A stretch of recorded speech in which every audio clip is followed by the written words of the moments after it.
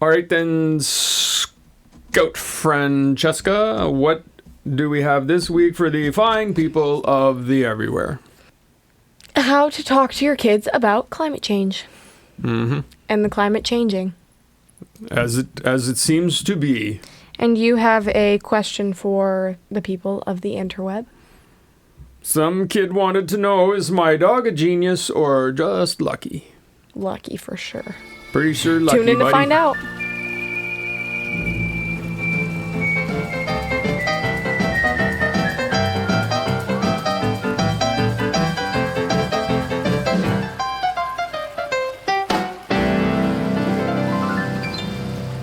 Hello, Miss Kajang. How be? Good, you? Good, thank you. All right. What kind of a day you having? A sleepy one. Oh, and why is that? Because I got sunburned and I have mild sun poisoning. Sun poisoning. Yes, you do have some sunstroke, probably. It sucks. Well, that's what we call in the business dumb. Yeah, but the thing was, I lathered on sunscreen. Mm-hmm. It's The just miracle of the sun. Yeah, but the UV was peak. It was 11. So. Actually, it kind of leads into our discussion, doesn't it? There's some common ground there, is there not? I suppose. Yeah. The sun is True, climate getting change, yeah. hotter. Yeah. The rays. The UV I was don't know 9. if that's true or not, actually. I don't know. Maybe. All right, let's go, child. All right. Get to ripping. So our conversation today is how do I talk to my kids about climate change? This is an important one because growing up, I completely thought climate change was fake because you hear all the time, oh, climate change is so terrible and this and that, and it is. And I know that now. Whoa. You thought climate change was fake? Mm-hmm. All the kids in my class did. Yeah, but we talked about this. No, I know, but growing up in school, the teachers never emphasized enough how terrible it was.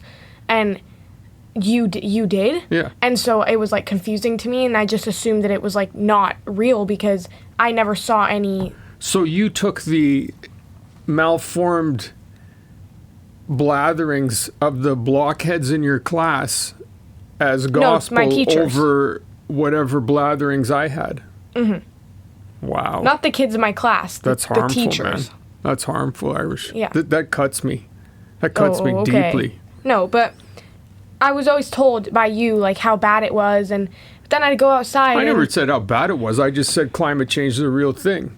Yeah, but then I'd go outside, and in my little head, climate change was immediate. So and I'm talking 5 and 6. I'm not talking about 10, 11, 12, 13. I'm talking little kid. Mm-hmm. And I'd go outside, and nothing would have changed. Yeah, no, I get that. The exact same. So it was confusing to me. Yeah, but what's our discussion about here then? How to talk to your kids about climate change. So what kids are we talking about? We talking about baby dumb? We talking about medium dumb? We talking about any age. Young teenagers? Yeah, any age. Well, but I obviously failed because I was talking to you at any age about climate change being an actual thing. Once I was 7, 8, I knew that it was real because of you. If I had took the school's word, wouldn't have ended well for me, would it have? Well, are you saying that somebody at school was telling you that climate change wasn't real? No, they were saying it was real, but that it wasn't anything to worry about, and that it was Oh, they were downplaying it so as not to alarm small children. I'm all right with that. Yeah. I mean, I guess I'm all right. So the thing here is climate change. Your kid wants to know, is it real or not? Because that is a thing, right? On all kinds of people say it's not a thing, climate change isn't real. So the discussion definitely revolves around, is it real or not? Right. I believe that it is. Oh, me too. Well, because it is. It by is. Every measurable... I mean, it just is. Yeah, it's... Now, the thing is, what we don't really know is the degree to which it will affect us. Mm-hmm. I'm alarmed by water rising. Yeah. That I find alarming because that's just... Cognitively, that's an obvious one that causes alarm. If the water level rises, anybody who lives by the water, which is something like 75% of the population of the world, is going to be impacted. Well, and it's happening quickly, too. The water's rising in places like California, Venice. Mm-hmm. Like it's happening fast. I'm not sure why people don't understand that it's real when they hear things like we're breaking records all the time for the highest recorded July, the highest recorded June. Like, and this is year after year. We're warmer than we were the year before. Mm-hmm. I'm not sure why people don't see it. You know what genre of person really irritates me? The kind when it's a really cold winter and then somebody's like, oh, and they say climate change isn't real. Yeah. Buddy, that is climate change. Yeah. That is literally climate change. Yeah, What? for sure it is. And I'd never experienced it because we grew up in Mexico. So whenever we moved here and people started saying it, I was like... Again, people, I find that it's the vast minority of people are clinging to the no climate change thing at this point. No, by people I mean like a handful of people that said it. Yeah, because I think most people now recognize that it's a real thing. Yeah. It's just a matter of how much of a concern is it. That's the thing. Like I mean, so if you're talking to a kid about it, I think, stressing that it's real is the beginning point. But the kid's going to want to know, well, what does that mean? Mm-hmm. And that's where we don't really know, right? Like, it could be anything from annoying to catastrophic. Yeah. I mean, I think growing up, like, I remember you telling us a story about Greta Thunberg when Madison and I were, like, 10, 11, and we were like, who's that? And you were like, you don't know who Greta Thunberg is? And you were kind of appalled because the schools weren't teaching us about people like this, like we didn't know about Malala Yousafzai, we didn't know about like it is appalling. Anne Frank, like we didn't know about all these really impactful people that were our age. Yeah, I don't know if I'd put Greta Thunberg in with Malala. But, no, I wouldn't either, or Anne Frank. Yeah. But that genre of person. I think she really brought a lot of... she engendered a lot of conversation, Greta Thunberg.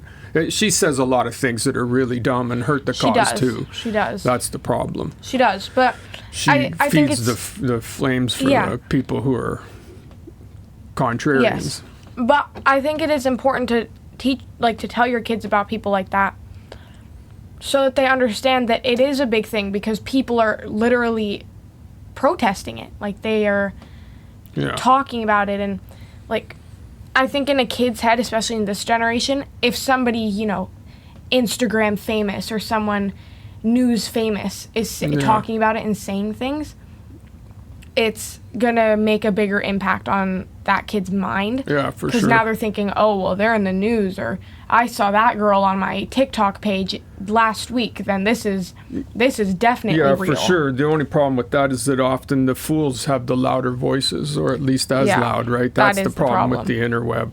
I think and I agree with you. Like, you definitely making sure your kids are aware and finding people for them to model themselves after or to listen to is definitely important, because as parents, our voices are often just white noise to a kid. Yeah. So I think that's a smart move for sure. I mean, I think letting the kid know, giving a kid some understanding of it, and I don't think a lot of adults have it either. So what exactly does it mean? We hear this, and we've been hearing it for decades now, climate change, and it sort of becomes this, so it's getting a little hotter. And what's the big deal? Mm-hmm. But it's a real thing in the sense that, like, around the Earth, you can think of it like this. Around the Earth, we have a blanket, right? Yeah. Of gases. And that's what keeps the Earth warm. These gases keep the heat in when the sun's rays come down and reflect back off the Earth.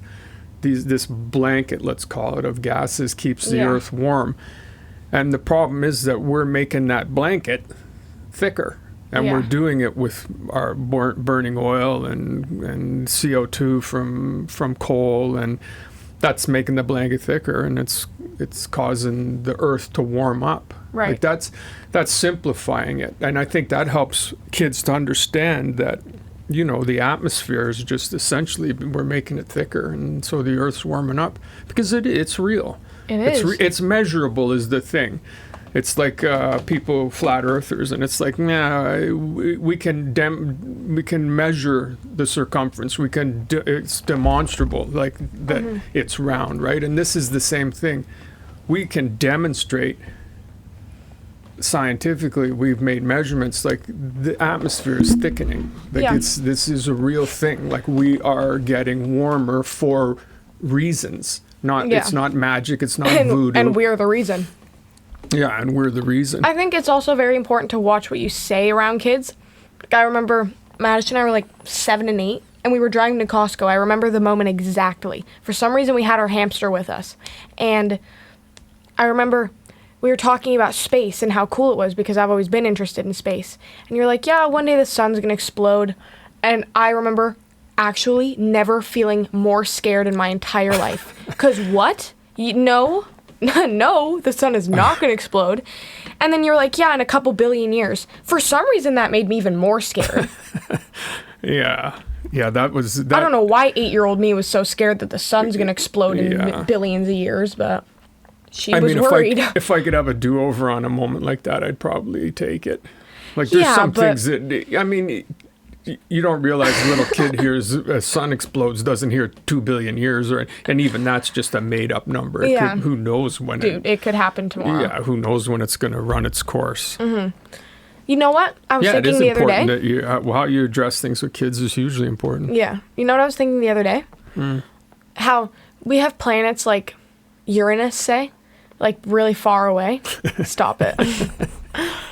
Like really far away. Yeah.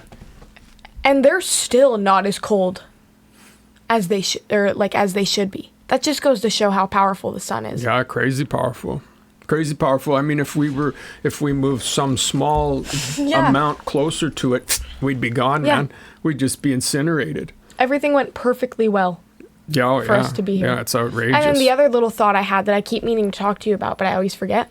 It's so interesting how human minds are so different. Some people have anxiety. Some people have ADHD. Some people have, some people are only born with 4 fingers. Some people see things as odd or even. Okay, not this again. But it's true, though. I know, but it's to your point. It's true. It's absolutely to your point. I was not mocking. No, I know. It was absolutely to your point. Some people see things as odd or even. Yeah, some people have OCD. Yep. Like, every mind is different. Some people have autism. Like, it's so interesting how not one person's mind is the same. Like, some people can have similar humors or, enjoy watching the same things or reading the same books, but no person is like the other. Yeah, no two people are identical for sure. Yeah. Yeah, each mind is different for sure. It's very cool when you consider the billions of minds that have existed on Earth and throw into the animals and everything too. And no two creatures have ever seen the world the same way, essentially. That kind of thought is very even. Look at you just tripping right down trippy lane. Yep. That thought's very even, by the way, in case you were wondering. Yeah, I was. So the talking to kids about climate change, for me, that's the thing, is that it is real. You can demonstrate it. That's ground zero to me. It's after that, it's up to the kid. How interested are you? Do you want to know what the effect of sea levels rising are? Because they are rising, again, measured. The ice flow, it's outrageous, man. You look at those time-lapse photography of the ice, the huge, these chunks of ice that are melting in the Arctics, they're not small. Like, they're massive, huge. massive land masses, essentially, that are made of snow and ice that are disappearing. And then when they melt, that water, it's got to go somewhere, because it used to be well above the ocean. And when it melts, it's like you have a glass of water, and if you put it, when it melts, well, where's it going to go? Anything that was on top of the surface is now in part of this. That's all going out somewhere. Yeah. So water's rising. The storms are getting weirder and bigger. Yeah, that's frightening. These things are all, and the thing is, humans, all the creatures, we struggle to adapt fast enough to these kind of rapid changes, and that puts species at risk. Humans will probably find a way to bumble along for quite some time, but it's going to wipe out all kinds of species.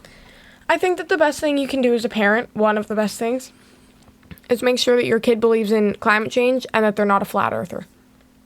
Honestly, I think that those are two very important things that you should consider when becoming a parent. I mean, yeah, it's probably best interest of the human race if less people rather than more I think see the world as round or as not flat. Yeah. The biggest thing for me, when talking to your kid about climate change, make sure to not be too scary. Only for little kids, of course. If your kid is a teenager... Don't tell them their sun's blowing up. Yeah, exactly. If your child's a teenager, I think that you should make sure that they know exactly how bad climate change is. And so that's...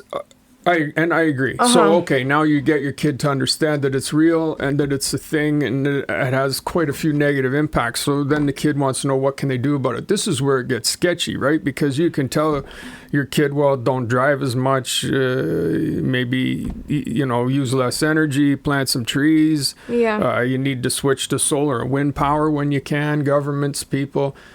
Those are all things that we know what to do. We know collectively and individually what we could do to mitigate the damage and help make repairs. But who among us, who are the people who aren't driving anymore, who still want to drive everywhere? Yeah. Like nobody wants to give up their car. Nobody wants to, do the things that are necessary. And so I think there's an element of, most people recognize that climate change exists, but also I think most people want to put their head in the sand about it and think, well, but it's not that bad. I think that there's too many people on this planet who have the, I'm not going to be alive for it mindset. Oh, more and more we're like that. Even not parents, even parents, like, well, it's not my problem. I'm going to be long gone. Mm-hmm. But your kids won't be, No, it'll be a huge problem for them. Your great-grandkids, like, I think that's a really big problem, that not enough people, or too many people, have that mindset. I agree. So what do you tell a kid then? You tell a kid, don't have that mindset. Like, try not to drive as much. Try to keep your carbon footprint down. Try not to use energy when you don't have to. Plant trees instead of tearing them up. Like, you can say all of these things. You can say use solar power. Use wind power when you can. But then you have that eternal thing of, well, that's if I'm the only one doing it, And that's kind of where we are. We're hugely in danger of being looked at 2,000 years from now as a bunch of big dummies, like a collective time in the Earth's cycle where the humans were acting collectively like morons. Yeah, for sure. People are going to be, I can completely see 2,000 years from now, people looking back at us and being like, what was their problem? Yeah, did they not see it coming? In history, we were learning about how writing down, or it was in English, we were learning about how writing down history can help the people of the future. And I think that the people of the future are going to have a really good laugh when they look back at us. Or a really good cry because we ruined their... could be quite outraged at what we left them to deal with. Because Elon Musk wanted to build another probe or another satellite. I definitely don't think he's the problem, but I get what you're saying. No, he's not, but... I think he's actually probably more along the lines of a solution than a problem. He's making all these electric cars. As much as he can be a dork sometimes. He can be a dork. Yeah. No, the problem is to me, it's greed. The problem is greed. Like, our systems have evolved such that money is everybody's god. Yeah, well, that's the other thing. It's easy to say, get solar panels and drive less, but a lot of people can't do that. A lot of people, that's not an option for a lot of people. Getting solar panels is expensive, but it doesn't have to be. That's my point, right? Like, it's the oil and gas industry is still a huge industry. Like, there's all, I mean, that's what beefs were going on in Venezuela. That was oil and gas. The Saudis, that's America itself, Canada. Like, our biggest industry in Canada is oil and gas. You know, it still is. Like, that industry taking fossil fuels out of the ground and transforming it into sources of energy is a huge amount of money. Like, it's, and the people who are making money off of that, they're not interested in doing something else. Like, that's the problem. We know what to do collectively. We know what to do. We know we need to drive less. We know we need to stop stripping the forest so that we can have crappy hamburgers from some fast food place. You know, that's what a lot of the rainforest is disappearing, so we can feed scrawny cattle that turn into hamburgers. Yeah. Like, we know the things we have to do. They wouldn't cost us collectively that much, but they would impact greatly the bottom line of really powerful people. And this is like, I'm not a conspiracy theorist. I don't think this is a conspiracy. A conspiracy implies that it's somewhat hidden. This is not hidden. This is right out in the open. We're not switching from fossil fuels because it's huge business, and the people who are making money off of it aren't interested in switching. You look at China right now, is the world leader in wind turbines, offshore wind and things like this, and alternative ways to produce energy. Part of that is out of necessity. There's a 1.5 billion Chinese, so their needs are much greater than ours are in the West, but they're going to be far ahead of where we are, because eventually is the thing. The fossil fuels are going to run out, and we're going to have some other sources, wind, solar, fusion, fission, whatever we come up with. I also don't think people realize how dystopian life is going to be, and how dystopian it already is. Driving through the US, like downtown, some of the areas, like when we're under a bridge, say, and you can only see you can't see the city line, you can't see water, you're just under like a passover. And there's signs everywhere with like ban ice and all these like protest signs, and like it's so dystopian looking. And it does all lead back to things like climate change, because just things like that, like it leads back to stuff like that. Yeah, it does. It's like you read The Giver, and it's like everything is gray and boring, aside from the couple people that are protesting and that kind of stuff. It literally looks like that, and that's where we're going to be times 5 million in 100 years, 200 years, if people don't. Yeah, if we don't wise up, for sure. Yeah. For sure. I mean, there's definitely lines to be drawn between these kind of things. I agree with you. And again, it comes back to we're not doing the things that we need to be doing. Like, there's no reason for... We didn't have homelessness like this 40 or 50 years ago. And the reason we didn't is because housing was affordable. They like to it likes to be played up as like, well, there's more people. That's why they get all of this. People get outraged about immigration because everything's expensive because immigrants are coming in. There's no housing because immigrants are coming in. No, man, that's not why. It's just because it's outrageously expensive now. It's become exorbitant. It's become out of the realm of possibility for so many people, and so they don't have anywhere to live because it's not possible for them anymore. And again, I'm not anti-capitalism. I'm not anti anything. I just look at it and it's like, well, we have obvious problems and they're caused for obvious reasons. Climate change is caused because of things we're doing. Homelessness is caused because of things we're doing. It's not a lack in people. All of a sudden, people have evolved into people who don't know how to get by.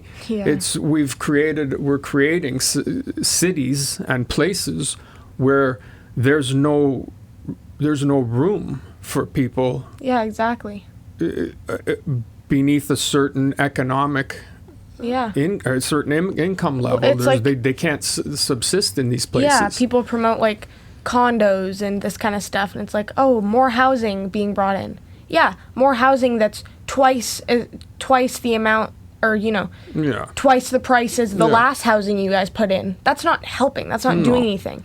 Half of those apartments are going to be empty, while the streets just get fuller and fuller of, or more full of homeless people. Yeah, and it's, again, it's greed, right? Yeah, it's just people, it's just greed. It's just the bottom line of stockholders. And I reiterate, I'm not against capitalism at all. Yeah. I'm not against exceptionalism. I don't think we're all created equal. I think that there's people who can do things that the rest of us can't. I think that there's degrees of skill, there's degrees of capability, there's degrees of ambition, and I have no problem with that being rewarded. But that's not what we're doing here. We're just rewarding a lot of these guys that are making bank and taking home big bags out of all of this greed and suffering and climate change. They're not capable. There's nothing special about them. No. They're just gaming the system. They played the game, yeah. They went to an Ivy League college. Yeah, they're just gaming the system. That's why I joke about Musk, because he's just such an oddball. But he also does. That guy's out there doing things. Like he's trying to make electric cars, and he's trying to. Things. Well, he didn't try. He did make an electric car. Yeah, I know. He's out there doing things. Yeah. He's a guy who's making a difference. Now, sometimes that's not a good difference, but that that's. We're not saying Elon Musk is a good guy. We're saying he's doing good things. I'm not saying he's a bad guy either. Yeah. I don't know him. Yeah, exactly. Sometimes he makes me laugh. Sometimes he annoys me. Sometimes I think he's pathetic. Yeah. Right now with the right-wing stuff, leaning heavily into things that I disagree with entirely. But I just don't want anybody saying that the guy's not doing anything. Yeah, definitely. He's definitely doing things. Yeah. No, when people say things like, "Oh, what does he add to the world? He's useless." Come on, adds a lot to the world. You're allowed to dislike the guy, but you can't say stupid things like that. Electric cars. That's exactly what we need. Electric cars. We need other ways of transporting ourselves. Yeah, exactly. Alrighty. Yeah. There's that. Now, this is a question asked to the internet by a child. It is, one second, I just forgot what it was. Oh, is my dog a genius or just lucky? There's no context to that. None. No, None. Just that. That's what makes it even funnier. I imagine the dog does something spectacular, and the kid's like, "Oh, did he think that through, or was that just an accident?" Yeah, exactly. Yeah. I wonder what the dog did to get the kid to ask that question. Well, maybe it said like a word or something. Oh wow. Hello. That would do it. I mean, some dogs do talk. Where's my dinner? What? Where is my food? Yeah. Dude, that would be freaky. Laying in bed, you're in bed, your dog comes in, paws at your face, stands on his hind legs. Where's my dinner? Yo, buddy. Owner? Hey, buddy. Wake up. No, in 2020, I doubt if it'd be a he. I feel like it'd have to be a girl dog. Yeah, I have a feeling. Yeah. In 2024 and 2025, when AI was getting big, like when it was getting more realistic, and you could make little videos and stuff, the skinwalker thing was really popular too. People were like, "Oh, you got to watch out for those skinwalkers. They're real." A skinwalker, for those who don't know, is an entity who can form and shape itself into other things, but there's usually some things that are off with it. Like, you'll be able to tell in their eyes that they're skinwalkers, allegedly. You can tell by their eyes, the way they move. See, this is where you get flat earthing. And I don't believe in skinwalkers. Yes, you do. No, kinda. I actually don't. I don't. I promise you. You did? I did. Essentially, people were AIing their animals to walk on their hind legs, and no matter what they prompted the video to do, or what they told the video to make their dog do, whether it was a dance or to walk, they always looked creepy. And people are like, "Oh, it's so funny. So this is the funniest video I've seen. Somebody get this guy on SNL, I mean, they would look creepy. Imagine if your dog stood up and started walking towards you. Yeah. You would run. And it was with the AI too, so they'd have two paws. Yeah. And they'd look all warped and stuff, so it was creepy. Maybe that's what their dog did. I don't know, kid, but I'm telling you, your dog's not a genius. Yeah. I don't know. I think calling your dog a genius is already a pretty big step. I think to call anybody a genius is a pretty big step, unless they're, Einstein or young Sheldon. Well, yes. I mean, it is funny though, or is he just lucky? Like the kid for sure is like, whoa, you should see what my dog did. And nobody believed him, so he had to look up if it was genius or Lux. Yeah, no, it's luck, buddy. Yeah. Almost for sure. For sure it Even is. without knowing the Unless details. they did it again, it's luck. All right, Kajang. All right. I love you very much. I love you too. Episode the 88th. Said it first. Mm-hmm. I love like you. giving you these small victories. Okay. Yeah. Mm-hmm. Sure. Yeah, buddy. Yeah, boy. What's up, players? Gonna get a fake ID today. Chicka, yeah, fake ID.